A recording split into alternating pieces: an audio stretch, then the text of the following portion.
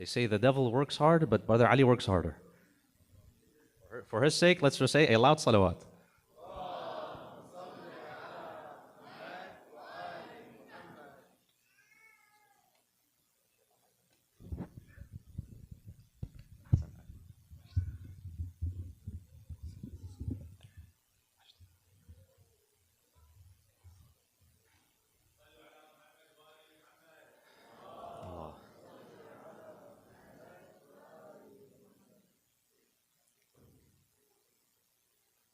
Respected brothers and sisters, Assalamu alaikum wa rahmatullahi wa barakatuh. We are nearing the end of Shahr Ramadan, the final night or the final nights of Shahr Ramadan. And we hope and we ask Allah subhanahu wa ta'ala to imbue these final nights of this blessed month with barakah and blessings and on our lives. For everyone's well-being, safety and security, let us all recite another loud salawat. Allahumma salli ala Muhammad wa ali Muhammad. Bismillah ar-Rahman ar-Rahim. Alhamdulillahi Rabbil Alameen. والصلاة والسلام على أشرف الأنبياء والمرسلين حبيب إله العالمين أبي القاسم المصطفى محمد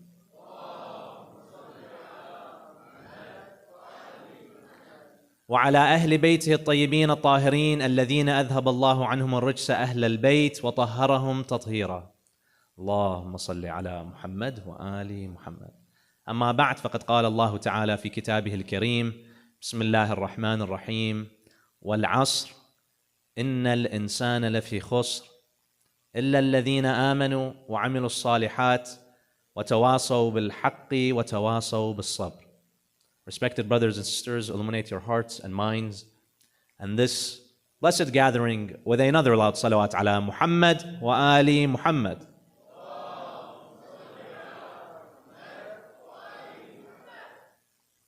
Many of us ask the question, now what? We're on the cusp of concluding this blessed month of Shahr Ramadan, Ash-Shahr al-Fadil, according to some narrations, the greatest of the months of Allah, for this is the month attributed to Allah Azza wa Jal and the month of the Holy Quran. What's next? How do we go forward? We've spent the month, yes, having great iftar, walillah alhamd, having great suhoor, but also we've been spending the month practicing and increasing our spirituality, connecting with the holy book of Allah, the instruction guide and manual on how to be a better human being. We've been practicing our patience, our sabr, our generosity, empathizing with those who are in need. But how do we take these habits that we've developed, this discipline that we've instilled during the month of Shahr Ramadan, and go forward? Some people are what's called seasonal Muslims. During Shahr Ramadan, they're wearing the Dhul Fiqar. During Muharram, they might get inspired and go get a Dhul Fiqar tattoo. But during the other seasons, Shawwal, Rajab, Sha'ban, Rabi'ul Awwal, it's a bit here and there. And in fact, Amir al-Mu'mineen, peace be upon him, in Nahj al-Balagha, in the Sermon of the Pious, he discusses those individuals who are seasonal Muslims. He says one of the attributes of a pious individual is what? A pious mu'min, they might sometimes have ups and downs, as is the course of life. But they instill habits such that throughout the year, they're stable. Their faith, the foundation on which it rests, is stable. Yes, there might be gusts of wind which might shake it here and there, but the foundation is stable. And that rests on certain habits that we build. Going forward, my dear brothers and sisters, there are 4 key elements within the human dimension that we have to pay extra attention to, and that we have to, whatever we've built towards them during the month of Shahr Ramadan, we have to continue afterwards. The first, my dear brothers and sisters, is knowledge, acquiring knowledge and intellectual pursuits. One of the a'mal of Laylatul Qadr, we have Dua al-Jawshan, we have Raf' al-Masahif, we have reciting Quran. One of the a'mal mentioned in Mafatih al-Jinan by Shaykh Abbas al-Qummi is Mudhakaratul ilm. reading and learning.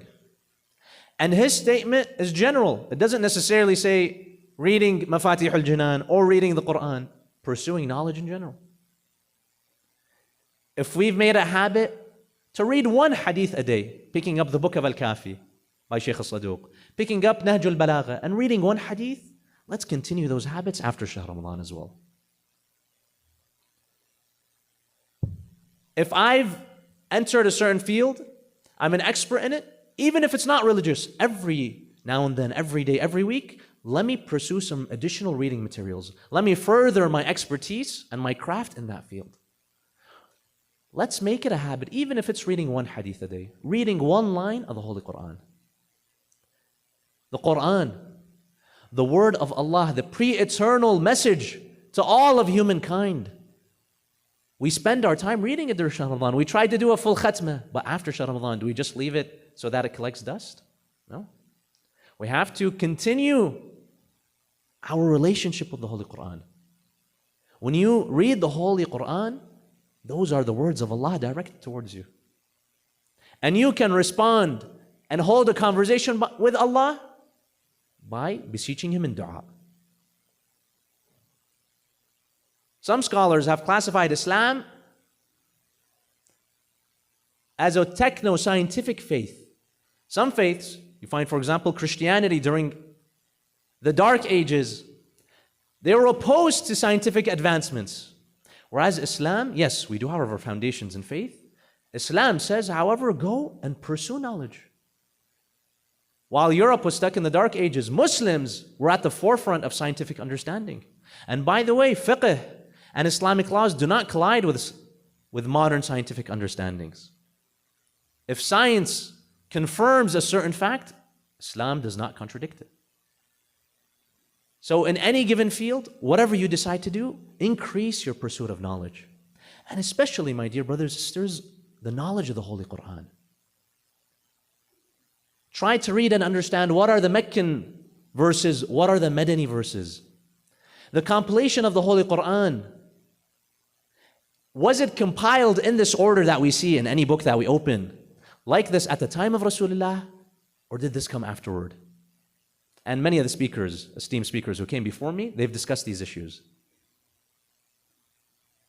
Once, during the Battle of Siffin, one of the companions of Amir al-Mu'mineen, he came up to him and he said, I have a problem. On one hand, I see you, the Khalifa, the one who I have to follow, fighting with a group of Muslims. On the other hand, I see who? Kuffar, pagans. I see a Muslim with a following of Muslims fighting you. What do I do? Two Muslims fighting against each other. Who do I follow? One claims he is the uncle of Rasulullah, and one is the son-in-law of Rasulullah and his cousin. Who do I follow? Amir al-Mu'mineen, he could have said, I'm the son-in-law of Rasulullah. I'm the cousin of Rasulullah. I was born and raised in the household of Rasulullah. But he says what? He says, read the Quran. All the truth and haqq is mentioned in the Holy Quran. Whoever follows the Quran, you follow that individual. Look at the humility of Amir al-Mu'mineen. He could have said, obviously you follow me. But he says, look at the Quran will guide you to truth. Thus, a first key aspect, my dear brothers and sisters, that we have to focus on is pursuit of intellectual endeavors. Secondly, my dear brothers and sisters, this thin line that we have, that we try to repair and mend and make bigger with Allah Azza wa Jal, known as taqwa, has to be strengthened. Some of us, we feel that piety during Shahr Ramadan. We feel the effects of the blessed month. We come to the mosque. We make it a daily ritual. This should not cease. If you can't come every single day to the mosque, come once a week. Come for Friday prayer. If you can't come every week, try to come at least once a month. Have that tie between you and the mosque. The mosque is where brotherhood and sisterhood is fostered. The mosque is where the ummah stands strong. In one hadith attributed to Rasulullah, he states, one who helps in building a mosque for me in this dunya, a mosque is a house of God. He says, I will build him a house in the akhirah. Always try integrating a mosque, a community center within your lifestyle. You go, take your family members. We mentioned reading Quran and understanding Quran. In one hadith, it said that Imam al-Rida, peace be upon him, would do a full khatm, meaning reciting the whole Quran from cover to cover every 3 days. This is beyond Shahr Ramadan. Every 3 days, he would conclude an entire recitation of the Holy Quran. We have to strengthen our relationship with the Holy Quran. There will be a call out on the Day of Judgment to all the believers, اقرأ فترقى درجة. Recite one verse and you will elevate one level in heaven. You'll get a much grander level in heaven. Now recite on the Day of Judgment. There's no book, there's no tablets, no iPhone. What do? It's all from memory. If you can commit the Quran to memory, do your best. Even if it's just one verse a day. If you memorize one verse a day, after 7 years, you've memorized half the Quran. If you can't memorize a verse a day, a verse a week. If you can't do that, just read one verse a day. Make sure you have that habit. You find the people who over a long period of time, they're the most successful in their fitness pursuits, they're the most consistent when it comes to hitting the gym, are not those who go 3-4 hours a day. They might go half an hour, 1 hour, but they're consistent. So don't try to say, Shahr Ramadan, I was doing a whole juz' every single day, and I'll continue doing that, but then after a week you fall off. Build small but sustainable habits, and try increasing your taqwa. If you have negative habits, my dear brothers and sisters, that we've picked up, now is the time to break away from these habits. Shahr Ramadan is a month imbued with spiritual energy. If you can grasp the spiritual energy and be on the same wavelength as the blessed month of Shahr Ramadan, anything you put your mind to it, you can do. If you have negative habits that you've picked up, sins that you're trying to get rid of but it's so difficult, now is the time to stop. Don't say tomorrow, after tomorrow, right now. Make a commitment tonight, on the final night, or in the final nights of Shahr Ramadan, you will end. This will be it. Procrastinating, my dear brothers and sisters, has dangerous ramifications. Once a Bedouin, a desert dweller, who was on the outskirts of Medina, came and he visited Rasulullah. He said, I've been hearing from the tribes and those caravans who travel about your mission, about your faith. He says, I used to be a pagan, but something about your mission is drawing me to you. And this tawheed that you've espoused and that I've heard about, I really enjoy it. Preach to me some more. So Rasulullah, he preaches to him tawheed. He preaches to him the justness of Allah. He preaches to him social justice and the other beautiful teachings of Islam. And now they're in Medina. In Medina, many of the laws and Islamic laws were revealed. So he begins preaching to him about prayer. He begins preaching to him about fasting and the other ahkam, the other Islamic laws, until he reaches the laws of alcohol. Up until that point, he's nodding his head. He agrees with everything that Rasulullah is saying. But once he reaches the laws of alcohol, he says, Oh Rasulullah, what is your interpretation on alcohol? Rasulullah says, well, first of all, this is Allah, not me. I'm just a messenger. And secondly, alcohol within the faith of Islam is prohibited. He preaches to him about Islamic laws on alcohol.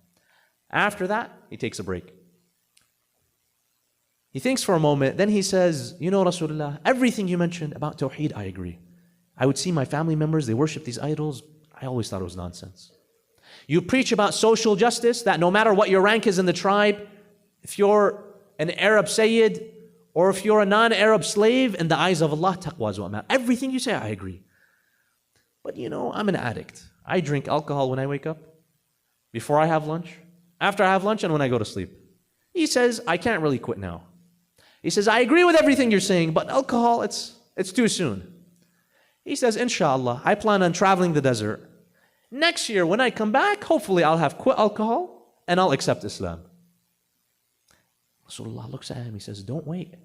If you accept Islam as you just espoused, you accept Allah as your Lord, and you accept the tenets and teachings of Islam, take the Shahada right now. Become a Muslim. He says, well, if I become a Muslim, do I also have to follow the rules and laws on alcohol? Rasulullah tells him yes. He says, I'll wait. The hadith says, What happens to him? He continues his lifestyle as a Bedouin, and he dies a few months later. He did not have the tawfiq of coming back to Medina and joining Rasulullah's mission. We should not wait, my dear brothers and sisters. Right now, we have to take this moment. Tomorrow will never come. Take the moment, take the now, and ask Allah subhanahu wa ta'ala to change your ways.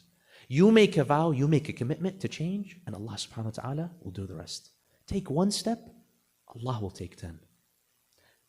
In one hadith, Amir al-Mu'mineen says, if you want to change your old habits, if you want to have your tawbah be accepted by Allah Azza wa Jal, these are the following steps. He says, number one, nadamun fil qalb. You have to feel true and sincere remorse. You have to feel guilty. If someone's wronged you, they've done ghib against you, they've backbitten, and then they come up to you and they apologize, but they're smiling, and it doesn't seem like they have a care in the world. They don't seem guilty at all. You're not likely to accept their apology. The first step is nadamun fil qalb. You have to sincerely feel remorseful. That when I sinned, when I held on to these negative habits, regardless of what they were, the hadith says, don't look at the size of your sin. Look at whom you're sinning against.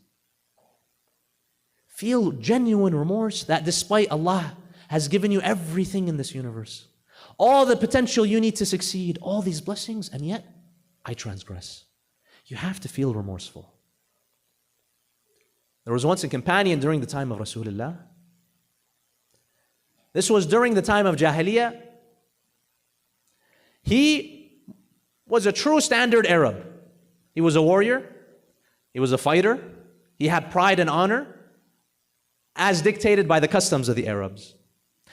And unfortunately, one of the bad customs that they had, one of the ugly negative customs that they had was their despise of their infant daughters. So he had several children, all men, and he was proud of them, his young boys.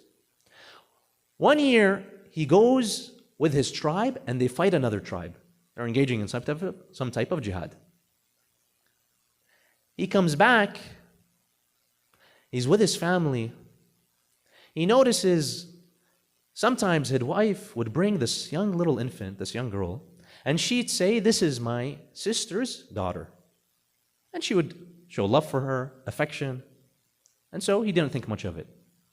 Over the months and over the years, he noticed that this nephew or niece of his daughter, of his wife, she would come very often for visits, such that she was almost a part of the family. A while later, he began suspecting that his wife, when she told him that this is her niece, this might not be in fact her niece. Back then, most of the Arabs, they lived in extended households, right? One huge complex with many families. So it's not that they would live in separate households. So people would be in and out. He began suspecting that while he was away for over a year, perhaps this may have been his daughter. Now why, if that's the case, would his wife have shielded that news? Well, she knew if she was to break the news to him that he has a daughter, like many of the other Arabs, this cursed tradition, he would have buried her alive. At the time, that was seen as being a proper man. So the hadith says she's older now. She's in her tweens. He's outside in the backyard. His wife is out. She's shopping outside the house doing something. He's digging and he's preparing crops when this young girl, supposedly his wife's niece, she comes outside and she's helping him. She's carrying the dirt for him. She's helping him outside, bringing him his tools. He's inside the ditch. He's digging. His face is dirty, covered with mud and sand. This young girl, she comes and she takes the sand off his face with her hands, very gently. In that moment, somehow, he has the feeling that this is definitely my daughter. What does he do? He takes her, he kills her, and he places her in that ditch. This is the Arab customs at the time. After he kills her, he's thinking, what did I just do? I just took a life, and that might have been my daughter. He says, in that moment, I don't know what happened. I thought this is what it means to be a man, but now, oh my God, I screwed up. What do I do? And he's feeling remorseful. He's like, I've never had a screw up as big as this. He says, yes, this is maybe what my family, what my tribe, what my culture teaches me on how to be a man, but what kind of culture is this? I just killed an innocent young girl. So he's feeling very remorseful. He goes to the house of Rasulullah. He knocks on his door. He sees Rasulullah. Rasulullah says, what news? What do you have? What business do you have? He says, Rasulullah, I've committed a big sin. A really, really big sin. Rasulullah says, what is it? No matter what your sin is, Allah will forgive. He says, Rasulullah, my sins are greater than all the lands that we walk upon. Rasulullah looked at him, he smiled, and he says, but Allah's mercy is greater than that. He tells Rasulullah, but my sins are greater than all the oceans on this earth. That's how guilty he felt. Rasulullah looks at him and he says, even yet, Allah's mercy is still greater. If you turn towards Allah, Allah will forgive you. Then he says, Rasulullah, I feel that my sin is greater than all the universe. Rasulullah tells him, Allah's mercy is greater than that. He says, I feel like my sin is greater than what Allah's mercy can encompass. At this point, Rasulullah got angry. He said, don't say that. One of the greatest sins in Islam is despairing, al-ya's min rahmatillah, despairing from God's mercy. He says, don't say that. Whatever your sin is, Allah will forgive you. He says, but Rasulullah, this is my sin. And he begins telling him what happened. How he saw that young girl. How she was brushing the dirt off his face and his forehead. And what he did. Rasulullah, he was sent as a mercy to mankind. His heart was so merciful, but yet when he heard this, he looked at him and he told him, oh man, get out of here before Allah's curse falls on us. That's how severe this sin was. Now this man, he turns to whom? Rasulullah sallallahu alaihi wasallam, the one who was sent as a mercy to mankind. And he treats him with this harsh language. He says, I don't know what to do. If even Rasulullah has turned me away, where do I go? It said, the hadith, he goes to a nearby mountain. He goes on top of the hill. He places a pole. And he chains himself to the pole. And he looks towards the sky. He says, oh Allah, I'm not moving from here until you've forgiven me. I will never make the same mistake. And I will be a different person after this. But I want a sign from you, O God. I am not moving until you forgive me. The hadith says 3 days later, Jibreel descends upon Rasulullah and he says, go to so-and-so mountain and tell this person, Fulan, that you've been forgiven. You were remorseful and you showed it with your actions and Allah will forgive you. So Rasulullah goes to him. He sees him in what state? He's chained. He hasn't eaten, he hasn't drank in 3 days. But when he sees Rasulullah, his face lights up. He says, oh Rasulullah, have I been forgiven? The Prophet tells him, yes. My dear brothers and sisters, no matter what our sin is, no matter what kind of lifestyle we've had, if it wasn't exactly an Islamic lifestyle, it wasn't exactly a lifestyle that Mufti Mink would approve, it wasn't the best of lifestyle, but that doesn't matter. That's in the past. Today, right now, you can make the decision to have a different future, to have a different type of relationship with Allah. Once Rasulullah was walking in the desert with his companions, when on one of the branches of a tree, they see a bird's nest. He tells his companions, look at that nest. Do you see the bird with its young hatchlings? They're young, and how does a mother bird feed its chicks? Through its mouth. It places it in its mouth, it regurgitates it, it feeds its chicklings. It's a very wholesome scene. He says, look at how much love this mother bird, the parent, is showing towards its kids. Allah loves you 70 times more. That's how much Allah loves you. And He wants you to turn towards Him. Allah's door is always open. All we have to do is just take that first step. Thirdly, my dear brothers and sisters, another important aspect that we have to be careful, another important aspect of the virtues of Shahr Ramadan that we have to continue afterwards is establishing our kin, our ties with our family. Alhamdulillah, many of us during Shahr Ramadan, we have these beautiful iftar dinners. We gather for suhoor, we see our family, perhaps on a nightly basis.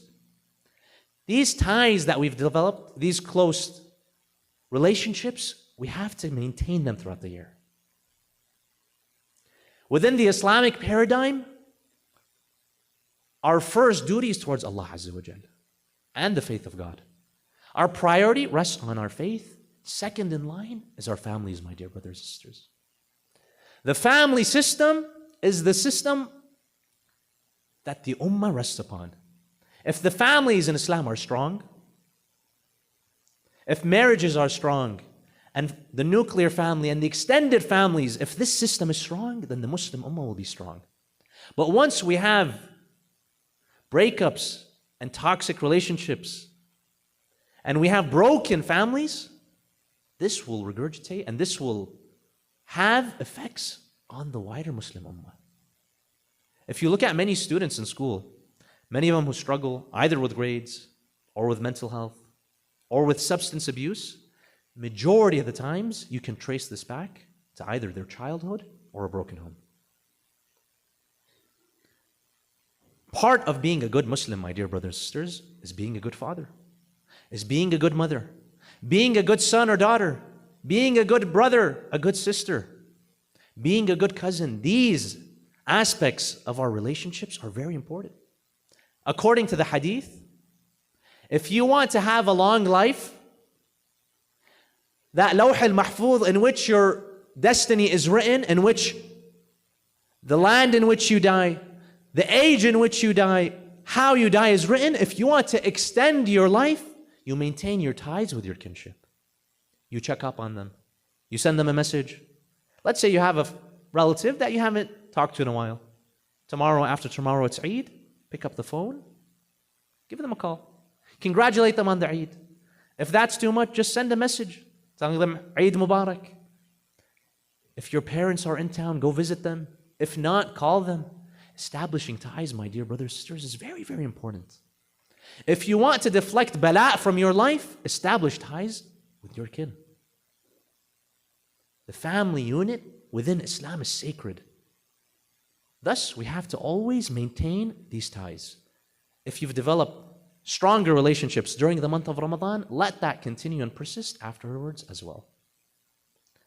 And fourth and lastly, and we'll conclude with this, one final aspect that we have to focus on during Shahr Ramadan and afterwards is our contributions toward society and our contributions toward a community. Many of us, we feel the spiritual upliftment. During Shahr Ramadan, we come to the mosque, we volunteer, we meet with our fellow community members. This community system has to continue afterwards. Make sure you're always an attendee at the mosque. Make sure you bring your family and your friends as well. Be a part of the community and contribute to the community in whatever way that you can. If you can contribute with your time, if you can contribute with your finances, if you can even contribute with your dua. There are many of our brothers and sisters across the globe. We may not be able to help them immediately and directly, but what we can offer them, and every mu'min can offer, is their dua. So on a night like this, the final nights of Shahr Ramadan, make du'as for your fellow brothers and sisters. Those who are in Palestine, those in Iraq and Afghanistan, right now in Sudan and Somalia, all across the globe, in Lebanon, make du'as for your brothers and sisters. And contribute in whatever way that you're able. And don't say, I'm just one person. In the grand scheme of things, what can I do?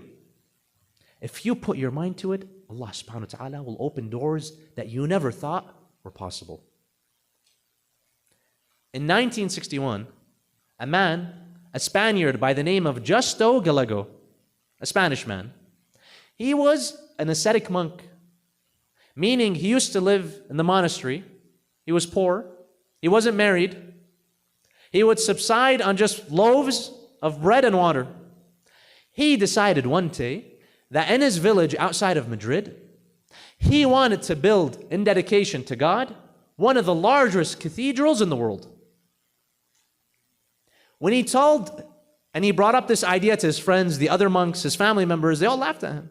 They said, if you want to do this alone, by yourself, without the help of the Catholic Church, you're going to fail.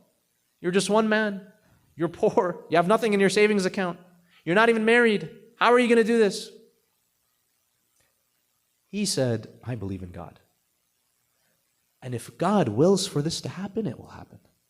And he says, I feel that it is my calling to engage in this. So put yourself in his shoes. He's a poor guy. He has no connections. He doesn't network with the elites. He doesn't know how to fundraise. How does he go about building a large cathedral? He began in 1961. He would go to the nearby dumpster and pick out bricks, leftover bricks that no one wants to use, and he would begin collecting them. He would go and collect pipes. He would collect other building equipment. Over the years, you can read a story on Wikipedia. It took him over 51 years, slowly, but surely, collecting materials and building. He placed the first bricks. After he built the foundation, he needed to do what? The glass artwork. The beautiful painted glass. But he's a monk, he doesn't know. So he went and he trained with someone who's an expert, and he learned the art of painted glass. And he was able to construct beautiful mosaics. You'd think this is an expert Italian painter and artist. But it's just a monk who didn't have the means and the resources, but he had the vision. And he began constructing and constructing. And now, this is one of the largest cathedrals in Europe. In 2015, this cathedral opened up. And it is considered one of the largest cathedrals. And they have a plaque in his honor. And because he dedicated his life towards this mission, he had asked in his will to be buried in that cathedral. One man of humble means, but of a grand vision for his community. You can find a similar story in Turkey.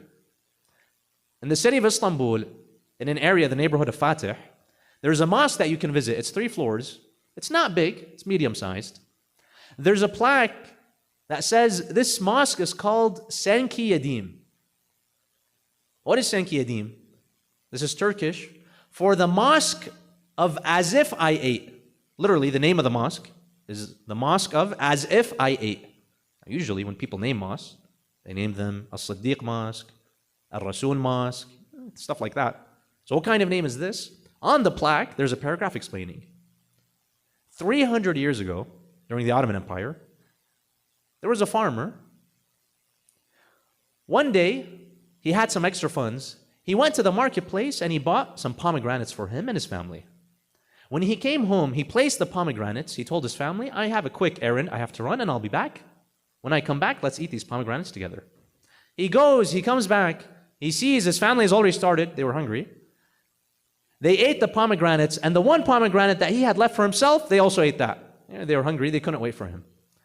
So he says, my family, they couldn't wait until I was back, half an hour to eat this pomegranate with me. He says, when I die and I go to my grave, which will be my new home, and I'll spend a considerable amount of time there, what will be my legacy? If so quickly, I was gone half an hour, my family forgot me. My kids, my grandkids, are they going to remember me? What legacy am I going to leave behind? In that moment, a seed was implanted in his mind, and he said, I want to build a mosque. He goes and he tells his friends, and they all tell him, you're crazy. You're a farmer. At the time, all the mosques in Istanbul were constructed by either the elites or the emperor himself, the Ottoman caliph. And they had, millions of dinars and gold wealth. You're just a farmer. What can you do? But he says no. Like Justo, he had a vision. He says, I might not have much, but I'll do what I can. What can I do? Every now and then, twice or 3 times a week, on his way back from work, he'd stop at the marketplace and he'd have, cravings for a sweet treat, some kind of delicacy, chocolate. So he'd take some money and buy. Ever since that day, he made a vow. Whenever I go to the store and I see something that I crave, a sweet chocolate, a pomegranate, I'll take it and I'll put it back. And the money that I was going to spend, I'll take it from this pocket and I'll place it in the next. And I'll say, it's as if I ate. He didn't eat the chocolate, he didn't eat the sweet, but he said, it's as if I ate. And that money would go towards the funds for building a mosque. Now, pomegranates, chocolate, these sweets, they're not worth much, a couple dollars. But he was consistent. Every day that he wanted to purchase something, he would place that funds until years later, he had enough wealth to build a mosque that stands 300 years later. And every day, hundreds of believers go and pray. And it's in one of the most populous neighborhoods in Istanbul. So my dear brothers and sisters, don't think that you are small. Amir al-Mu'minin states, you might think that you're just a small cog in the system, a speck. But he says, all the universe is enveloped within you. If you put your mind to something, Allah subhanahu wa ta'ala will aid you. So we ask Allah subhanahu wa ta'ala to grant us our a'mal and our deeds and our actions that we've performed during Shahr Ramadan. We ask Allah subhanahu wa ta'ala to accept our a'mal and the a'mal of all the believers who have attended, who've contributed, who've attained spiritual enlightenment during Shahr Ramadan.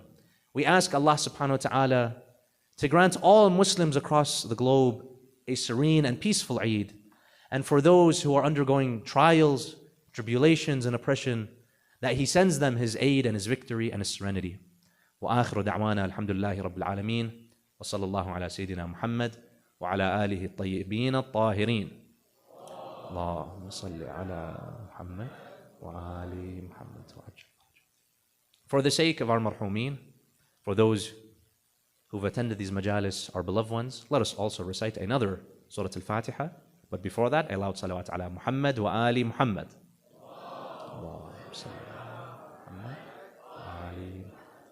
بسم الله الرحمن الرحيم الحمد لله الرحمن الرحيم مالك يوم الدين إياك نعبد وإياك نستعين اهدنا الصراط المستقيم صراط الذين أنعمت عليهم غير المغضوب عليهم ولا الضالين صدق الله العلي العظيم.